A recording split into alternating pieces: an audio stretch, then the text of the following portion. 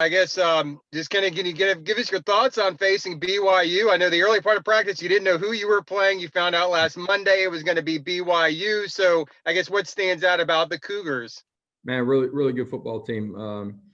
You look at what they do on offense and defensively. I think the only team in the country ranked in the top 10, both sides of the football like that. And they play extremely hard. They're big, strong, mature up front, in particular at the line of scrimmage. So you got your work cut out for you all day long on both sides of the line of scrimmage. And they play complementary football, and got a experienced quarterback that's playing at a really high level and does a great job of taking care of the football, being a good decision maker, extremely accurate with the ball. So huge test for us on both sides of it. Josh, how much of what you guys have been able to do the last couple of days has been focused on scheming for BYU, and how much of it has been maybe just kind of fixing some things or getting some repetition ready for going into this game? Well, I think during bowl prep, you look at the layoff that we've had. Early you're getting some young guys a bunch of work and trying to get your guys that have been on the field healthy and make sure they're ready to play when game time comes. Had a couple practices where I didn't know who our opponent was going to be. Got into some game week prep here really this week, unique in that it's really more like a game week than it is a true bowl prep. Just because you didn't know your opponent until 8-9 days beforehand, and at this point, you've tried to correct some things and expose your kids to some new concepts or whatever it might be on both sides of the line of scrimmage, and now you get ready for your opponent. Our guys have been great all week, had great energy. Tried to have a lot of fun with those guys too. No school, we finished up. Tried to have some experiences that, early in the season or throughout the course of the season, because you learn how to deal with COVID from the medical side that you may not have been able to have. And in the year of maybe not so much fun here in the football building, you're trying to just let those kids enjoy the camaraderie and company and also get ready to play. Coach, earlier this week, the D1 Council granted immediate eligibility waivers to all athletes. So does this mean that Jaden, Francois, and Dante are immediately eligible, and should we expect to see them in this bowl game? Jaden will not be eligible in this game. Nebraska has not released him from his NLI. That's been the issue that we've been dealing with all year with him. And Deontay Marks will be eligible to play in this game. Coach, Cincinnati's 9-0, and it doesn't look like they're going to get an opportunity. I mean, we'll see when it's official, but they probably won't be top 4. They're probably not going to be in the college football playoff. When you look at UCF a few years ago, 2017, 2018, Cincinnati this year, as a coach in the America, I mean, how much would you like to see that playoff expand to a legitimate playoff, which gives more teams an opportunity?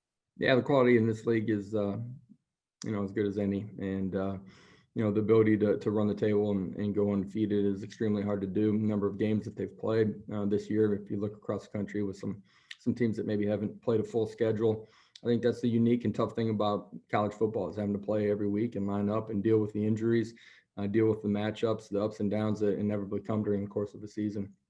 I said it, since I've been here. If you're able to run the table in this league, certainly just believe that you're deserving to have an opportunity to go settle it on the field. Coach, when you look at what Coastal Carolina was able to do to kind of limit BYU's effectiveness on offense, is there anything you can take away from what they did that will help you all on Tuesday night? Yeah, they did a good job of playing team defense and did a good job against the run at points during the course of the game. And were able to get themselves off the field on some critical 3rd and 4th downs. Offensively, they kind of chewed up the clock and limited the amount of touches. And for us, we got to play complementary football. You look at, teams that have long layoffs historically, bowl games, penalties, ball security. Those are all things that you got to make sure that you're on the right side of, and your kids have, focused and prepared for with great urgency.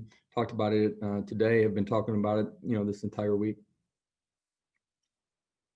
Josh, you mentioned trying to have some fun. This is not obviously a typical bowl week experience for you guys and the players. I mean, you usually get to do a bunch of activities and do stuff in the community. Does it feel like you're playing in a bowl game? How do you did some things with like having snow brought in, for the kids, the sled, stuff like that. Does it kind of fall upon you guys to maybe make it feel like a bowl experience this week? Yeah, we've tried to do a bunch of things, man. You've seen us, kickball, dodgeball.